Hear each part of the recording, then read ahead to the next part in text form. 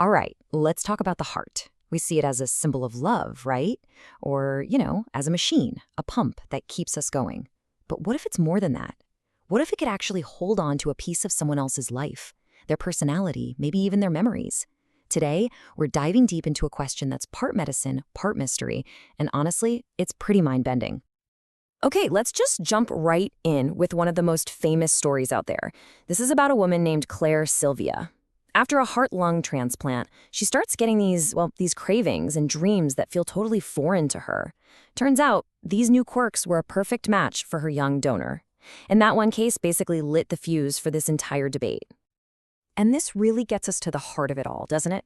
When an organ moves from one person to another, is it just tissue?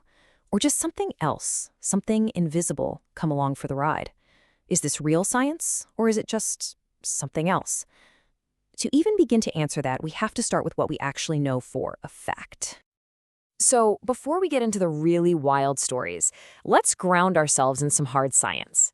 Because, as it turns out, the connection between your heart and your brain is way more intense and well documented than most people realize, especially when you're talking about major surgery. Just look at this number, up to 80%. That's huge. It means a massive number of people who go through heart surgery come out with real, measurable impacts on their brain. Things like memory problems, trouble focusing. This isn't some fringe idea, it's a known risk. And it's not just about thinking and memory. There's a serious psychological impact too. I mean, check out this chart. For bypass patients, the rate of PTSD can skyrocket from almost nothing to 18% in just 6 months. That surgery doesn't just physically change you, it can leave a deep scar on your mind. And science has some pretty solid reasons why. During these intense surgeries, your whole body can get flooded with inflammation. Blood flow to the brain can drop, which means less oxygen. And tiny little particles can break loose and cause many blockages in the brain. The point is, this heart-brain connection, it's a very real, very physical thing. Okay, so we've established that. Now, let's build on it. We're moving from the known, scientifically proven effects of surgery to stories that sound like they're straight out of a sci-fi movie. These are the cases that go way beyond simple cognitive decline and suggest something else is going on. This is probably the most famous and, frankly, the most chilling case. I mean, it's one thing to suddenly like chicken nuggets. It's a whole other thing to have nightmares with specific, verifiable details about a murder, details you could have no possible way of knowing. And this points to another pattern that keeps popping up in these reports, the transfer of really deep-seated fears and emotions. Think about it. A sudden, paralyzing fear of water in someone who gets the heart of a drowning victim? That's a coincidence that's, well, it's very hard to just dismiss. And the stories just keep coming. The person who gets a violinist's heart suddenly falls in love with classical music. Someone gets an artist's heart and is overcome with a new passion for painting. The recipient of a biker's heart gets an undeniable urge to ride motorcycles. If you hear one of these, you might brush it off. But when you see them all together, they start to form this really compelling and very strange pattern. So if we even entertain the idea that this is real, the billion-dollar question is how? How could a memory or a taste or a piece of your personality possibly be stored in an organ and then transferred to someone else?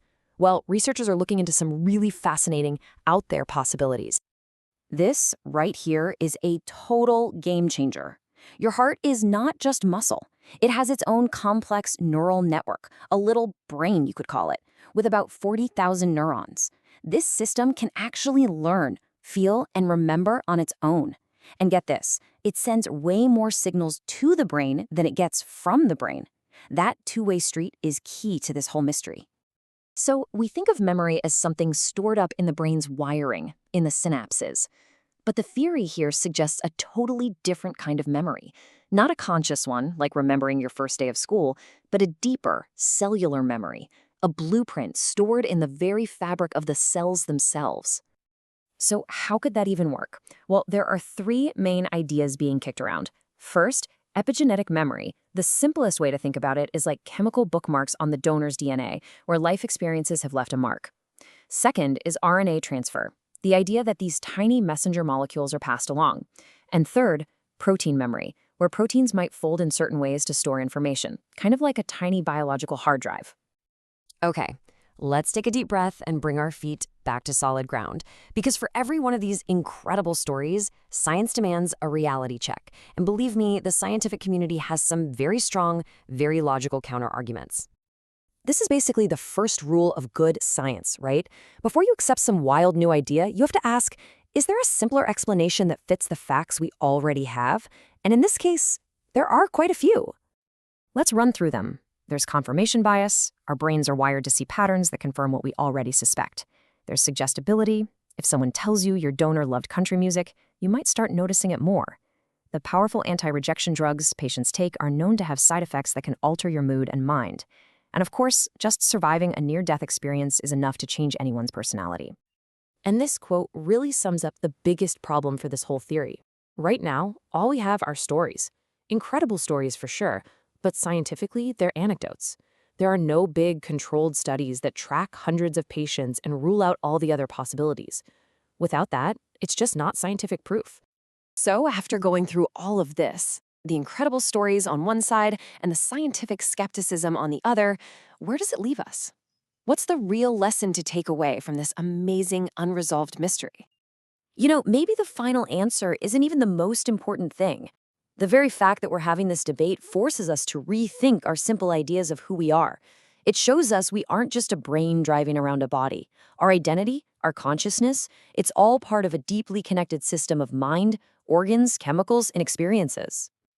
And that's what I want to leave you with. If the one organ that we've always called the seat of our soul, the core of our being, if that can be swapped out for someone else's, it really makes you ask a pretty profound question. What part of you is really, truly you? Thanks for diving in with me.